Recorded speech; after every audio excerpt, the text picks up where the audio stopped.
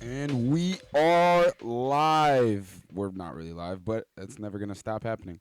Hey, Vova. Hey. Hey. Sorry, I guess he knew I was just now starting, so he wanted to come ruin the surprise. I don't know if you guys can see Buddy, but he's here. All right, let's just jump straight into the NFL.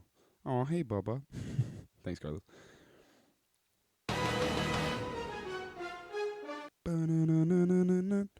Boom, and we start off with the Chargers and Raiders.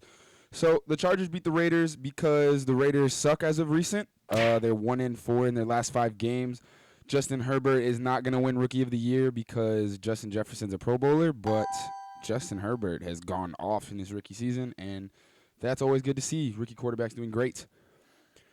Buffalo versus the Broncos. The Drew Lock's been very inconsistent. That's why the Broncos are where they're at. They also are really injury-riddled on defense. Congratulations to Bradley Chubb, first-time Pro Bowler. But the story was really the Bills just stomping them.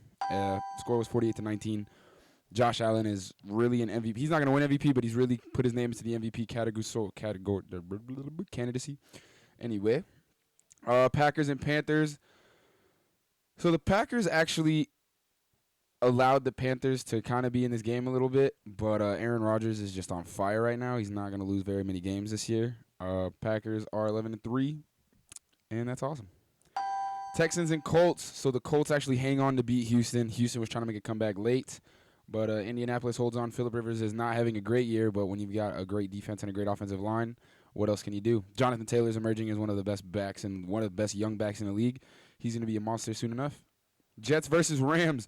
The Jets get their first win in over a year. And that doesn't mean in a season. Okay. That means in over a calendar year. The Jets have not won a football game. And here we are. They just won. They beat the Rams. And I'm sure nobody thought of that. The Rams were the number 1 seed in the NFC West. They just gave that up. So, yeah, worst team in the league beats one of the best teams in the league, and nobody knows how to act. Detroit versus Tennessee. Tennessee kind of just manhandled Detroit, honestly. Detroit had 25 points, but it didn't really matter. The defense could have played however they wanted because up front, Tennessee just bullied them. Derrick Henry with another savage stiff arm. So, yeah, Tennessee's rolling into the playoffs looking the best that they've looked all season. Falcons and Buccaneers. So, Tom Brady was down big to the Falcons and then came back. Sound familiar? We can move on. Jags and Ravens. The Jaguars are better at tanking than the Jets because they actually lost this game like they were supposed to. The Ravens handled them, ran the ball all over the place. Lamar looked great with his arm, looked great in the pocket, made plays with his legs. Baltimore's finally figuring out trying to make that playoff push. The Dolphins beat the Patriots. Let me just but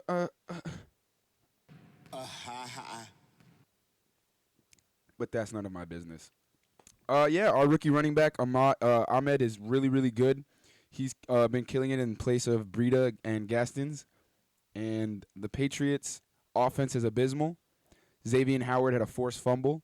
I don't think he had an interception. Wait, did he have an interception? Let me look at the stats. Because if he had an interception, I think that marks 10 straight or 9 straight games that he's had a pick. Okay. Which, if that's the case, he did not. But anyway, he did have a forced fumble, so he's been forcing turnovers all year. He's definitely going to finish in the top 5 in Defensive Player of the Year voting if he doesn't damn near win the award. I still think Aaron Donald's got that wrapped up, or TJ Watt. But, yeah, that's always interesting. Dolphins beating the Patriots. We beat them last year. At the end of last year, we lost to them at the beginning of the season because nobody knew how to play Cam. And now that everybody knows how to play Cam, the Patriots suck, and the Dolphins beat them again. So that's always good. That's always good. Why? Why is there an advertisement on NFL.com? NFL.com, get your shit together. Chicago versus Minnesota. So, fun fact, Chicago won. They shouldn't have won. They're officially a game ahead of the Vikings for the number 2 seed in the NFC North. And Justin Jefferson got overthrown by Kirk Cousins in the end zone and literally screamed, "Fuck Kirk." So, if your star rookie wide receiver, is saying "fuck your quarterback" at the end of a route because he gets overthrown for the 14th time in a game, that's not good. Kirk's on his way out of Minnesota. And Justin Jefferson's a stud that does not deserve to be in Minnesota. He deserves way better. Cleveland, I don't want to say handled the Giants because they only won 20-16, but the Giants have actually been really good recently, so this was kind of a shock. They are a game behind now of Washington for the first place in the NFC least, but the Giants are showing real promise after starting 1-7. The Browns are killing it. 10-4. If Pittsburgh loses to the Colts next week and Cleveland beats whoever they play, that means week 17, after starting 11-0, the Pittsburgh Steelers and Cleveland Browns will literally be playing for the AFC North title, which is absolutely insane to think about. But let's go Browns. Go Browns. Seahawks versus Washington. So Seattle squeaked out a victory versus Washington. Washington was looking phenomenal. Their pass rush is beautiful. Chase Young is 22 years old, and he's a monster already. He's already getting triple teamed as a rook. He's going to be a stud for the next 10 to 15 years. Oh, no. Okay. Eagles and Cardinals. The Eagles and Cardinals went at it. Jalen Hurts proved why he was picked in the second round. Everybody was like, oh, you just signed Carson Wentz to $30 million a year. What are you doing? Jalen Hurts. Well, Carson Wentz sucks, and Jalen Hurts is a great quarterback. And I knew he was going to be a great quarterback when he was at Oklahoma. And now that he's in the league, I'm really happy that he's on the Eagles because I feel like they needed a leader from the quarterback position. Carson Wentz is not a very good leader, and Jalen Hurts is a natural-born leader. So there you go. Although they did lose to the Cardinals, he played his heart out. He had like 400 all-purpose yards and 4 touchdowns. So I'm not mad at the guy.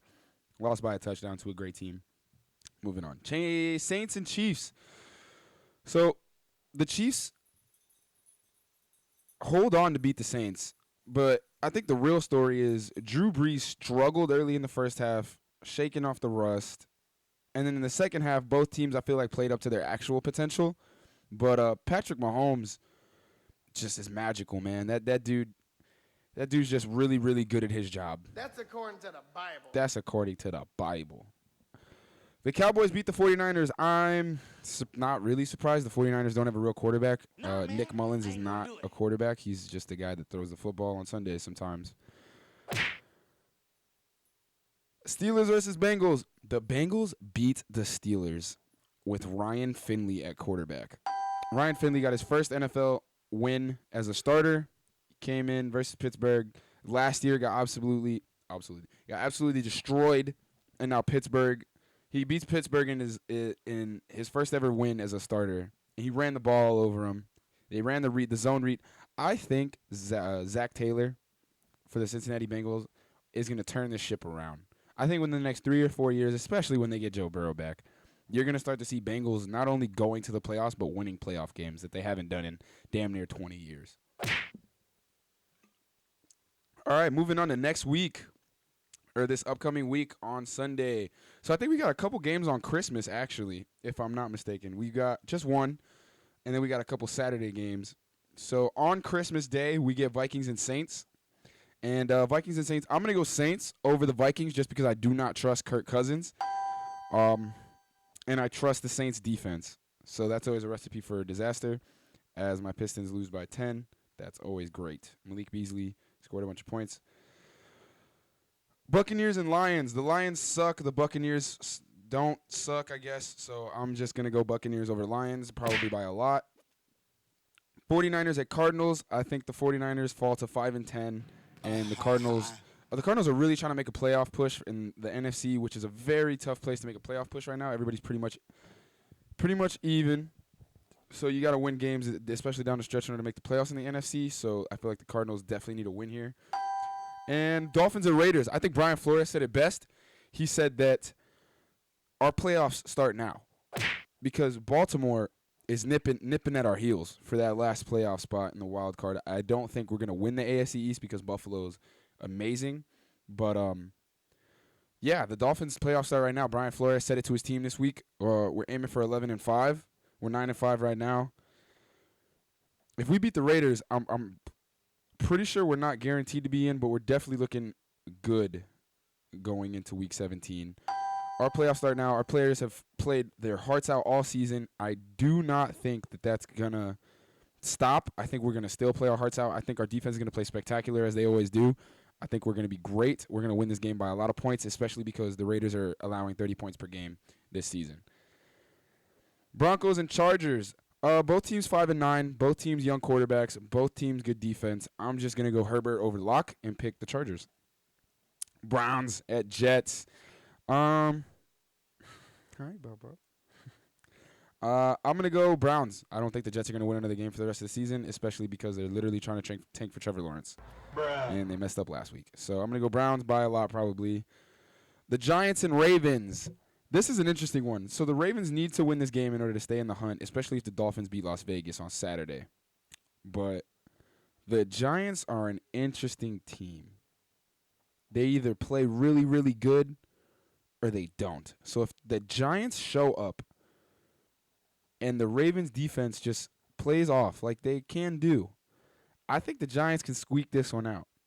It's going to be a really close game. I don't feel like either team's going to blow out the other, but I would not be surprised to see the Giants win. I am going to pick the Ravens, though. Bengals and Texans. Although the Bengals did just beat Pittsburgh, we've all noticed that in the past 5 weeks, Pittsburgh has not been the same team. I'm going to go Texans, though, because Deshaun Watson is tired of losing and they're playing a bad team. So there you go. Chicago and Jacksonville. Jacksonville's really good at tanking, so I'm going to go Chicago, even though Chicago's going to have 8 wins. Nobody expected that. They did start 5-0, though. Atlanta versus Kansas City. Do I even need to say who I think is going to win? The Colts versus the Steelers. This is an interesting one because if the Steelers lose, they basically go into a playoff for the division in Week 17 versus the Browns if the Browns win. So this is a game that I do think the Colts are gonna win. The Colts have a great defense. If any offensive line can handle the Steelers' defensive line, I think it's gonna be the Colts' offensive line because they have the best one in football, other than the Browns. But I don't know, man. I just don't think the Steelers are gonna win this game. I think they're regressing. And Juju did say he was gonna stop dancing on logos. I don't think it's gonna help. I'm gonna go Colts over Steelers. Panthers versus Washington. So this is an interesting one. The Panthers are not going to make the playoffs at all. They're not even close to making the playoffs. But the Washington football team can really make the playoffs if they win the division. Now, they're a game above New York. But like I said, I think New York can squeak it out versus the Ravens. I do think the Panthers are going to give Washington problems. But I do think Washington wins, closes in on the NFC East title. And that's always good because at the beginning of the season, they looked like they were the same old Washington football team, and they've proved otherwise recently. Rams and Seahawks. So if the Rams win, they're in first place. They're tied for first place, but because the Rams have beaten the Seahawks twice, they're in first place for the NFC West. But if the Seahawks win, they're a firm 2 games ahead of the Rams. So that's it. If the Seahawks win, that means they win the NFC. What's up, Matt? The NFC West. So Eagles versus Cowboys. I'm going Seahawks, by the way. Eagles versus Cowboys. I think Jalen Hurts gets his first career dub because he beat the Saints. But I do think he's going to beat the Cowboys handedly. Dallas is terrible this year. I don't care if they're 5-9. I think the Eagles win this game. Jalen Hurts is the real deal. Green Bay versus Tennessee. This is one of the more interesting games in the year. Both teams are averaging over 30 points per game, which I think is amazing. Both offenses have been amazing. Aaron Rodgers is probably going to win MVP. Derrick Henry's probably going to win Offensive Player of the Year. Both teams have been going off recently. I'm going to go Tennessee just because they're tied for first place in the division right now with the Colts. So I'm going to go Tennessee because I know that they have to win this game in order to win the division. So I'm going to go with the team who needs it more when they're even. Bills versus Patriots. The Bills are going to win by a whole lot of points. They're Hail Mary away from being 8-0 in their last 8 games. I'm definitely not picking the Patriots. Patriots are out of the playoffs for the first time in 10 years. Hashtag Bill Belichick. Nah, man, I ain't gonna do it. All right, let's do some recaps for the 2 UFC cards that I missed. I missed 2 UFC cards, so we're going to do UFC 256, which took place on December 12th. We're just going to start with the main event. The main event was it obviously won fight of the night, but it damn near might win fight of the year. It was a majority draw, so that means one judge picked the winner, and the 2 other judges had it tied. So Davidson Figueiredo, the champ, committed a couple penalties in one round, so they had to dock him a point, which is why it became a draw instead of Davidson Figueiredo winning 3 rounds to 2. Brandon Moreno showed the heart of a champion. I don't care what. He doesn't have a belt, but he's a champ in my eyes because these guys just absolutely slugged it out for 5 rounds. They didn't care about health, safety. They cared about nothing except trying to take the other one out, and that's awesome. So Tony Ferguson versus Charles Oliveira was a great fight, but it was not a great fight if you love Tony Ferguson because he got absolutely mauled by Charles Oliveira. Charles Oliveira had him in a deep armbar with seconds left in the first round. Nobody knows how Tony didn't tap. But he just destroyed Tony. He absolutely dominated. I think it was 30-26s on all scorecards. For a 3-round decision where one person wins all the rounds, it's usually 30-27. So that means that one round was a 10-8, which means that he really, really won that round badly. Like, it's not even a debate who won that round. So that's disappointing because Tony Ferguson was on that 12-fight win streak and never got to fight for the undisputed belt. Now he's on a 2-fight skid. But Charles Oliveira is really, with this performance, showed that he's here to fight. He's campaigning for a fight with the winner of McGregor and Poirier in January, but he's probably not going to get that fight. But yeah, man, Charles Oliveira wants that belt bad. He used to be a featherweight. He said the cut was too much for him, moved up to 155, and has had great results. I think he's on an 8-fight win streak right now. Mackenzie Dern beat Verna Jandiroba by unanimous decision. That's pretty cool because it only set up a fight with her in the top 10. Kevin Holland had a knockout of the night versus Jacare Souza. Kevin Holland was on his back, fighting from the bottom, and he just punched him in his face like 6 times off of his back. Like, Kevin Holland was laying on his back and then just starts punching him upwards, and Jacare didn't know what was going on. He was stunned after the first one, and Kevin Holland just swarmed him with those punches, knocked him out in round 1. Never seen anybody do that to Jacare other than Robert Whittaker, so that was pretty cool. Junior Dos Santos got knocked out by Cyril Gane. I kind of called it. Junior Dos Santos has been getting knocked out in all of his recent fights. Cyril Gane is a young up-and-comer who hits really hard. I'm not surprised by this result at all. Dana White said it best. It might be best if Junior Dos Santos just retires, man. He's been heavyweight champ of the world. He killed it in his career. He had a great career. But, yeah. Cub Swanson actually beat Daniel Pineda on the undercard by a TKO. So Cub Swanson blows his knee in half last year in a grappling tournament and then comes back. It's his comeback fight. I think he's on a 5-fight skid and then gets a huge KO over a young up-and-comer and basically just tells everybody that he's here to stay in the 145 rankings. Other than that, no other fights that I think I need to mention. Let's just move over to the card that happened last Saturday, which I think is a great one. Let's talk about that. So we'll start with Marcin Tybura knocks out Greg Hardy. So Greg Hardy, huge name because of what he did in the NFL, but he comes in as a monster and puts the pressure on. I think he got a little tired. Marcin hurts him, and then when he gets on top of you, that ground and pound's nasty. I don't think Greg Hardy has ever felt that much pressure off from top position before, and that's an easy TKO inside round 2. Rob Font, I actually think, had the best knockout of the night. He TKOs Marlon Moraes with a beautiful combination. So he hurts him with a combination and then hits him with a jab, like a strong jab, sends him backwards, hits him with another combination, puts him out on the ground. And Rob Font was up and down his whole career, and now I think with that performance, he really solidified that he's here to win the bantamweight title. He's not just here to fight and put on exciting performances. So Michelle Pereira beat Chaos Williams. So if I had to pick a winner, I picked Chaos Williams. Not on the podcast because we didn't film last week, but I wanted Chaos to win, and I think the fight was great. But Michelle Pereira is just so loose and wild. It's kind of a hard puzzle to figure out. I think Chaos was good in the third round, or Chaos was good in the beginning of the fight and in the third round, but that second round is really where Michelle kind of put his stamp on it, and the third round was so close, I'm not even mad at the decision. It was a great fight.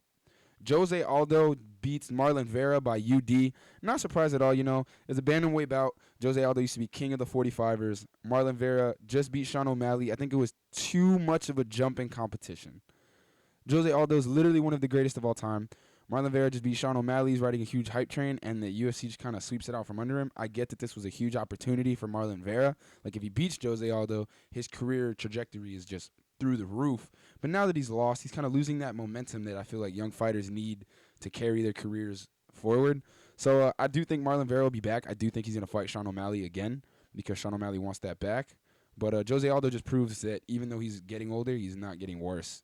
He's still a monster, and although he did get knocked out in his last fight before this for the 135 belt, I think he still wants it, and that's cool. Stephen Thompson versus Jeff Neal. So this was an absolute clinic by Stephen Thompson. Stephen Thompson is one of the best strikers at 170. Been out over a year. This has been the longest layoff of his career. I think everybody forgot.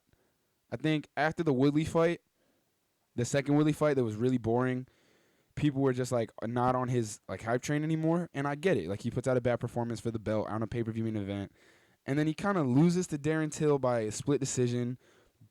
He's a really nice guy, so he's not going to complain about the bad decision, but I thought he won the fight versus Darren Till. He just showed that there's levels to this. Jeff Neal's a great young guy. He's great. He was working at Texas Roadhouse and fighting in the UFC for his first like 3 UFC fights. So he gets what it is to grind, and I get he's a tough guy, but he was just not ready to be in there with Stephen Thompson, and Stephen Thompson kind of showed that. 50-45s on all scorecards. Jeff Neal never had a chance, couldn't figure him out. Stephen Thompson was jabbing him up all night. It was such a beautiful fight to watch. You remember we watched it in the yeah. But so Stephen Thompson, if you want to see what striking looks like, you watch that fight. So this is cool. Anthony Pettis actually beat Alex Moreno by decision. And then a week later, not even, because this happened on Saturday, and today he decided that he's leaving the UFC to sign with PFL. So that's a former champ, gets a huge victory, back in the win column, and then just leaves. He just leaves the UFC, which, I guess he fought out his contract. He did what he was supposed to do. But, yeah, man, that's just, it sucks. The UFC lost a good one. Darren Wynn. Big name out of AKA in San Diego. He won his fight. It was a catchweight fight. People were making fun of him because for his weight, he's like 5'6", and he fights at 185 pounds.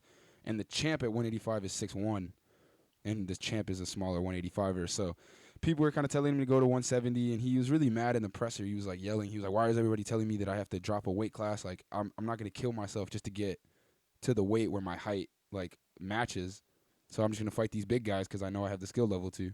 And everybody's pretty mad about it, but I like it, man. He's willing to bet on himself. He knows he's fighting bigger dudes, but because he's happy with his skill level, he's just going to keep fighting him. And that's like, if you're willing to bet on yourself, you're willing to bet on your skill that much. He did take a couple L's in a row, but he's back in the win column, and I think everybody just put a chip on his shoulder even more, and he's going to come back. He's going to fight great for the rest of his time in the UFC. Other than that, the NBA started yesterday. The Lakers lost, Clippers won. Congratulations, Clippers. But I don't really think much of that game. I still think the Lakers are going to repeat. We'll have some more NBA content for you next week. Merry Christmas to you all. This is dropping Christmas morning. So everybody that watches this on Christmas, Merry Christmas to you all. I actually got this jersey today for Secret Santa from Blue and this koozie from Bruno. So, yeah. Thanks, guys. Mark, rip us out of here with some DMX, man. RAW DJs. They know why I'm here. And cut that. Woo!